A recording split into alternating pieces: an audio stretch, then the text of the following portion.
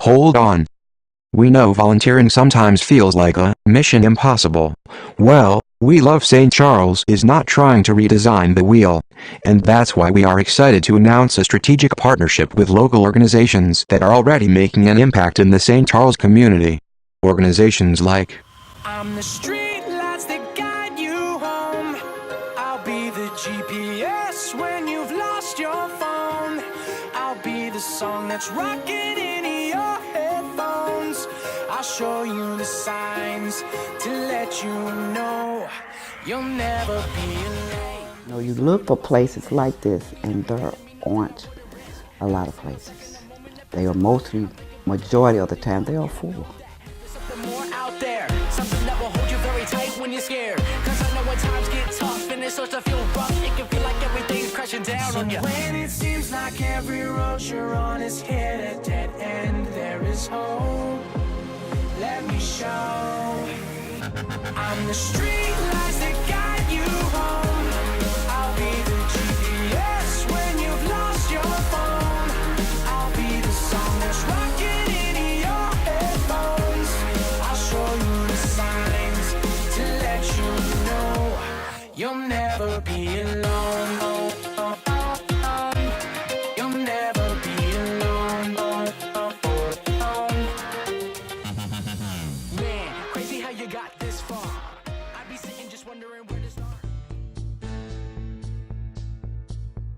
In 1997, I read an article about Dress for Success New York, and it really touched my heart. It was about providing interview clothing to women that were coming from disadvantaged situations and helping them to be on the same playing field as anyone else. I remember getting the very first call from an organization that there was a woman that was homeless and she had a job interview. I didn't have anything set up, but I had clothes in the trunk of my car. She came over, we opened up the trunk, there was a suit and it was her size. And that's when I noticed on her feet, she had tennis shoes. And I stood there and thought, she can't go to this interview with tennis shoes. I asked her what size she wore. She wore my size of shoes. I gave her my shoes. She put them on and they fit. And she turned and she looked at the mirror with a tear coming down her face. And I really thought that maybe I had insulted her and I didn't mean to, and I said, I'm so sorry. No, she said, I've never seen myself look like this. She walked out of the door. 2 hours later, my phone rang. I was the first person she called and she landed the job.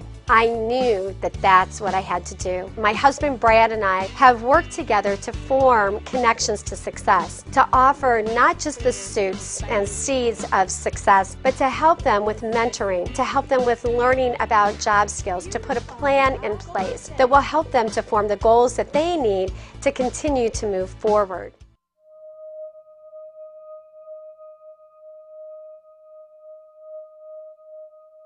It's amazing how children hang on to hope and dare to dream.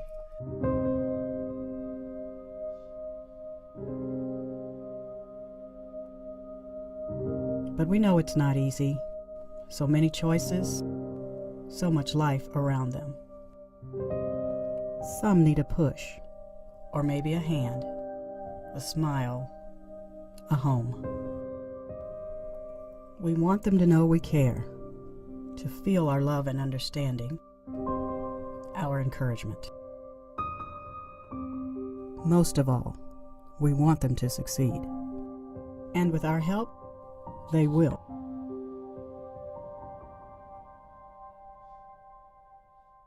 I hope that the kids that I meet that come to Youth in Need, that even if they're not ready to make a different choice at that time, that they feel like somebody believes in them and that somebody sees them differently than maybe their parents have seen them or the world has seen them. These are desperate people, and in desperate times, in desperate need, you need to help. The investment in these kids is going to yield so much for not just themselves and not just for their families, but for their communities. And you know, who knows where the next Mozart is? Who knows where the next great baseball player is? Who knows where the next great father is? And wouldn't it be a crime to miss out on those possibilities? Dreams come from within, more than we are sometimes willing to admit. Those dreams are shaped by our reality.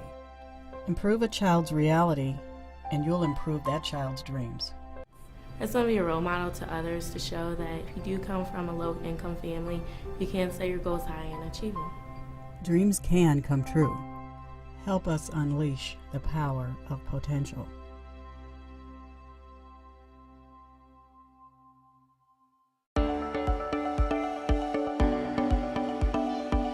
In 1893, a group of church members were called to care for people with disabilities. In response to this calling, they founded Emmaus Homes with the mission of enhancing the quality of life for people of all beliefs with cognitive, intellectual, and other developmental disabilities. Today, Emmaus continues its mission, impacting many lives along the way. Families thrive, secure in knowing their loved ones are safe and well supported. Volunteers engage with their local community and find unexpected friendships through mutual service. And clients enjoy independence and a feeling of purpose through strong residential, social, and educational programs.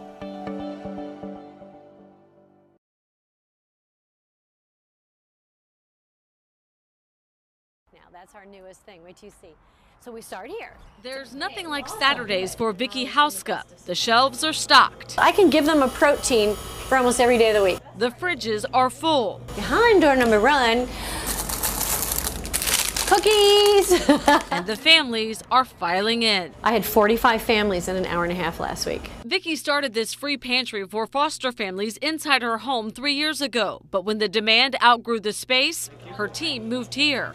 Donors pay the bills, grocers donate the goods, and volunteers supply the love. We can't foster anymore. Our houses are full, so we can help in other ways. Back home, Vicki and her husband have 5 boys, 3 who came through foster care. She says the real cost of child rearing is much more than what some foster parents are paid by the state. It's $7 to $10 a day. You could not find a babysitter or a daycare to babysit a regular child for that price. Foster care reimbursement rates in Missouri, where she lives, are among the lowest in the country. One study found to adequately cover the cost of care, base payments in 28 states would have to be raised at least 50%. Some states would need to more than double their current base rates. They think most of the parents that foster do it for the money. We do it for the kids. She does it for kids like Hopper, Danny and Scott James's newest addition. The couple has fostered more than 40 kids. They now have 7 children, all under the age of 12. There's just so many children out there that are hurting and they need help. And, you know, it's not their fault that they're in care. Juvenile Judge Dan Pelican hears about their painful pasts in court. He says Saturdays give them all something to look forward to. If we can raise their self-esteem, I think we give them hope. When they're with us, you forget you're in foster care. That's my goal. And if you forgot it for an hour or two, then I succeeded. Hope and help served up every Saturday. I'm Vanessa Welch reporting. No.